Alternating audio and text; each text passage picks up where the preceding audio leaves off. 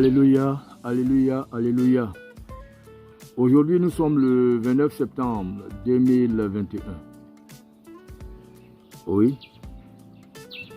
Ce jour est un jour mémorable parce que c'est le jour anniversaire de l'église du christianisme céleste.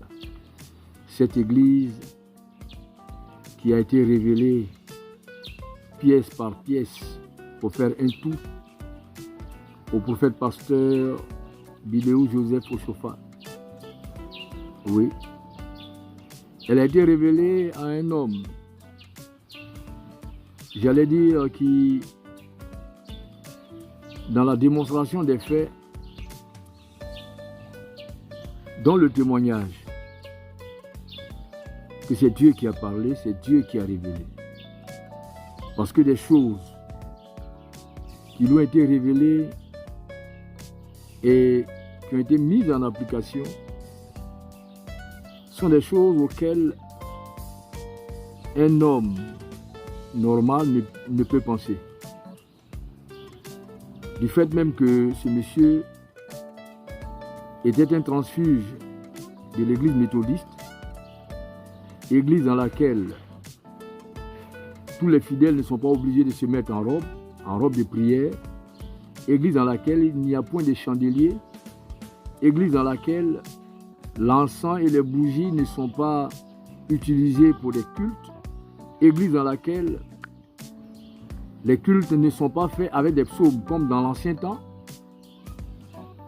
Autant de choses qui prouvent que cette église est vraiment une église révélée par Dieu. Et les repères du témoignage que ce que je suis en train de dire est vrai, ces repères-là sont bibliques. Parce que d'abord, le choix du Bénin pour révéler cette église au monde est biblique. Ensuite, une église pas comme les autres, mais une église dans laquelle la sanctification est la priorité de tout. Je dis bien la priorité de tout. Je veux dire que c'est une église dans laquelle les lois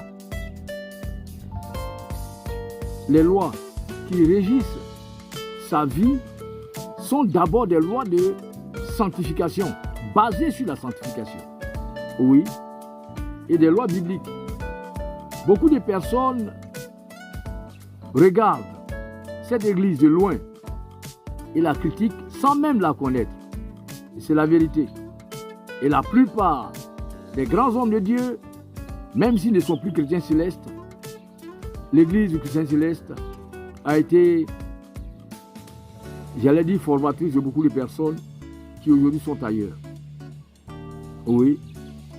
Alors, jour anniversaire, jour mémorable, jour, j'allais dire, de joie, pour une église qui a 74 ans aujourd'hui. L'église est aujourd'hui dans la génération des vieillards. 74 ans. 74 ans durant, elle a connu des attaques de partout.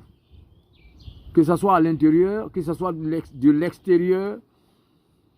Elle a connu des attaques. Elle a connu des soubresauts. Oui, le pasteur lui-même, si il restait au Bénin, l'église serait restée, j'allais dire, à l'étape qui aujourd'hui est celle du Bénin. Lorsque vous voyez les cultes, vous voyez que le culte au Bénin n'est pas le même que le culte partout ailleurs. Voilà. Le pasteur est allé au Nigeria et c'était la volonté de Dieu. Parce que c'était aussi arrivé, ce qui est arrivé au pasteur était aussi arrivé aux disciples. Lorsque, après avoir reçu l'onction, j'allais dire le revêtement de l'esprit, ils avaient oublié la recommandation du Seigneur d'aller partout. Il a fallu qu'ils soient persécutés pour quitter Jérusalem et dans leur course, j'allais dire dans leur fuite, ils ont éparpillé l'évangile et l'église s'est répandue partout. Alors donc c'est normal que cela soit arrivé. les divisions que nous avons connues, que l'Église a connues, sont normales. Pourquoi?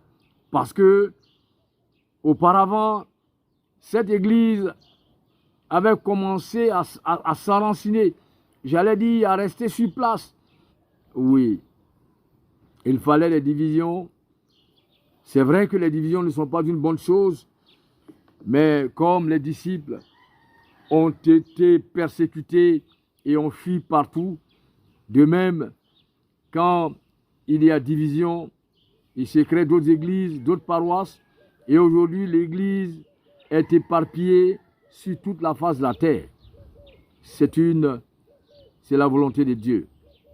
Mais là où il y a problème, c'est ce que nous dit l'épître de Jacques.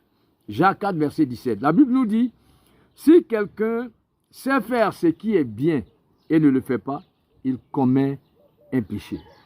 Alors, je m'adresse maintenant à vous, qui êtes les dirigeants de l'Église, partout où que vous soyez en Côte d'Ivoire, en France, aux États-Unis, au Cameroun, au Bénin, au Nigeria, au Canada, partout sur toute la terre, c'est à vous que je m'adresse. Si quelqu'un sait faire le bien et ne le fait pas, il commet un péché. Tout à l'heure, j'ai dit que c'était de la volonté de Dieu qu'on ait eu des divisions dans l'Église parce que il fallait cela, comme les disciples ont été persécutés pour répandre l'évangile partout dans leur fuite, il fallait cela pour que l'Église bouge, qu'elle atteigne certaines contrées où elle ne serait jamais arrivée s'il n'y avait pas deux églises qui se séparaient, deux paroisses qui se séparaient.